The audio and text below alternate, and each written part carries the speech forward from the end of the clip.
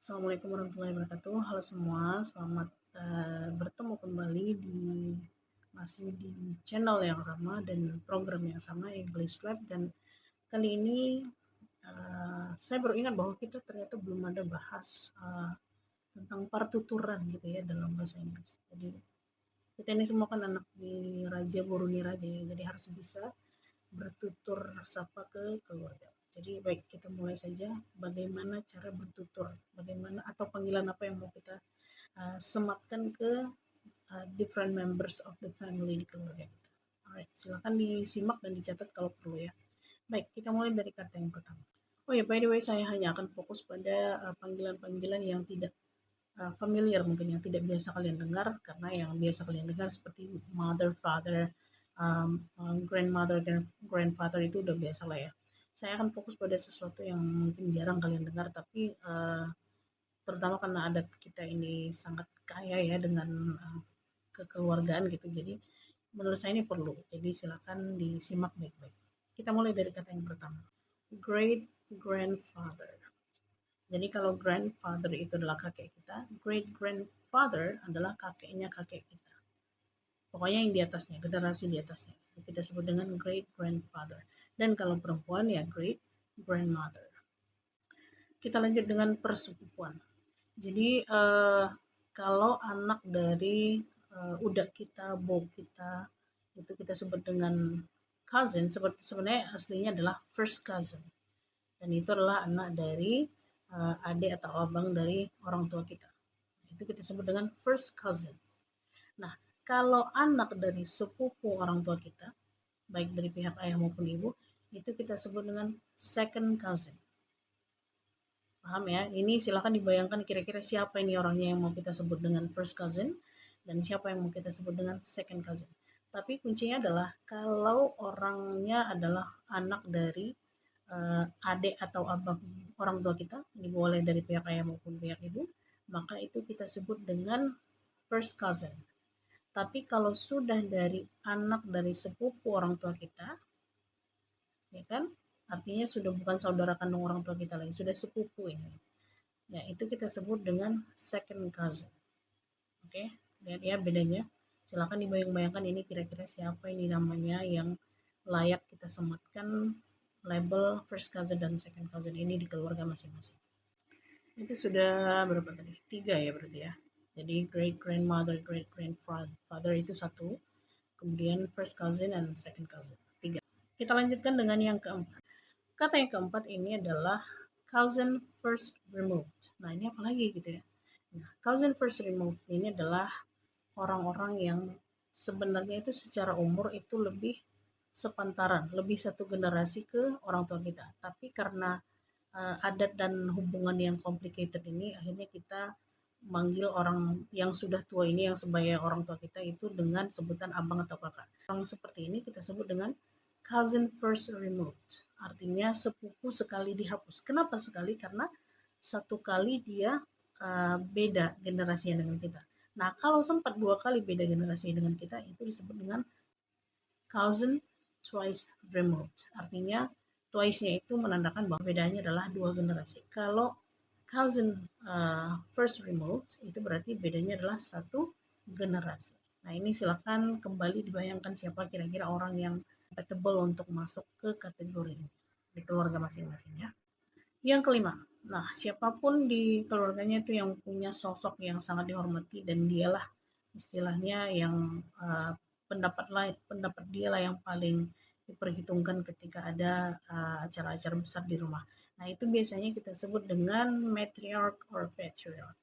Kalau perempuan matriarch, tapi kalau laki-laki kita sebut dengan patriarch. Ini biasanya adalah orang-orang tua yang memang dialah yang paling tua di keluarga kita. Nah, orang seperti ini kita sebut dengan matriarch or patriarch. Nah, kahanggi. Kahanggi ini apa kira-kira bahasa ini? Saya nggak tahu, Bang. Kahanggi itu kalau dalam bahasa Indonesia mungkin disebut dengan keluarga besar gitu ya. Extended family. Nah, tapi ada kata yang sering dipakai oleh orang-orang Barat untuk mewakili kata yang menurut saya artinya ini lebih tepat ke kahanggi kalau dalam budaya kita. Apa itu? Clan. Clan. klan gitu lah ya mungkin kalau dalam lidah Indonesianya. Tapi bahasa Inggrisnya adalah clan. Nah, kalau ada orang-orang yang kamu nggak tahu nih mau manggil apa ke orang-orang tersebut, tapi kamu tahu bahwa dia adalah anggota dari kahanggi kamu. Maka ini orang-orang seperti ini kita sebut dengan clan kin. Clan kin. Selanjutnya yang ke-6 kalau nggak salah ya. Yang ke-6 ini kalau pernah nggak kamu ketemu dengan orang yang kamu nggak tahu ini hubungan kekeluarganya ke orang tersebut bagaimana, tapi kamu tahu bahwa kamu harus manggil beliau atau orang ini dengan sebutan apa ya, tante, ete, uda atau bu dan semacamnya gitu ya. Nah, orang-orang seperti ini kita sebut dengan auntie or uncle by affinity. Auntie or uncle by affinity. Kalau perempuan ya auntie aja. Auntie by affinity. Tapi kalau laki-laki, uncle by affinity.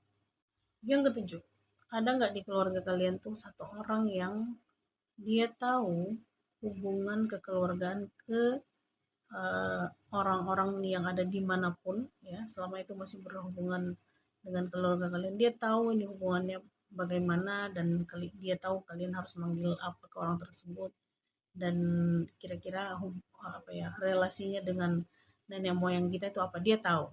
Kalau kamu punya orang-orang seperti ini, maka orang seperti ini kita sebut dalam bahasa Inggris sebagai lineage liaison. Lineage liaison. Biasanya di setiap keluarga ada aja itu yang kayak gini. Cuman ya sekarang mungkin apa ya, jumlahnya semakin menurun karena banyak orang yang sudah tidak aware lagi dengan apa ya, silsilah keluarga gitu ya. Selanjutnya, kalau di kampung kamu tuh ada orang yang tahu betul misalnya sejarah kampung itu seperti apa dan siapa orang pertama yang masuk ke daerah tersebut dan apa ya, siapa saja anaknya dan tersebar di mana-mana gitu. Itu biasanya kita sebut dalam bahasa Inggris ya, kita sebut dengan ancestral advisor. Ancestral advisor. Kalau dalam bahasa Indonesia sih artinya penasehat leluhur gitu. Artinya dia tahu memang dia punya pengetahuan tentang apa ya, the history of the place, the family traditions yang harus dilestarikan di kampung tersebut dan ritual apa saja yang biasanya kita lakukan setiap musimnya gitu. Kalau dia tahu kalau kamu ada orang yang masuk ke kategori seperti ini, maka orang tersebut layak kita sebut dengan ancestral advisor atau penasehat leluhur. Yang ke berapa ya sekarang? Ke-8 bukan? Oke, anggap aja lah yang 8 ya.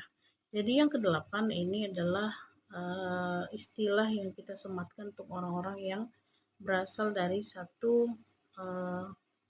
pohon silsilah keluarga dengan kita.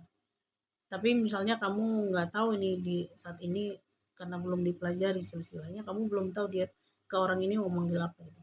Tapi untuk sementara sebelum kamu tahu dia ini mau dipanggil apa, itu orang tersebut bisa kita panggil dengan pedigree peer, teman silsilah. Pedigree peer, teman silsilah. Ada lagi teman satu leluhur. Saya nggak tahu ini apakah ada orang seperti ini ya di situasi kita. Tapi kalau misalnya ada orang tersebut kita sebut dengan progenitor Paul dalam bahasa Inggris. Progenitor Paul, teman satu leluhur. Finally yang terakhir. Kalau misalnya ada orang yang entah itu abang kamu, bau kamu atau apa ya, saudara tiri kamu, saudara angkat kamu, terserah lah. Yang penting nama kalian tuh sama-sama ada di surat warisan orang tua kalian, maka orang tersebut kita sebut dengan heritage companion. Heritage companion. Kasarnya dalam bahasa Indonesia artinya adalah rekan warisan gitu, rekan satu warisan. Alright, silahkan dipakai kata-katanya ke dalam kalimat. Tetap harus di-post ya. Dipelajari dulu dan cari kira-kira orangnya siapa ini di keluarga kalian. Terima kasih atas perhatiannya. Assalamualaikum warahmatullahi wabarakatuh.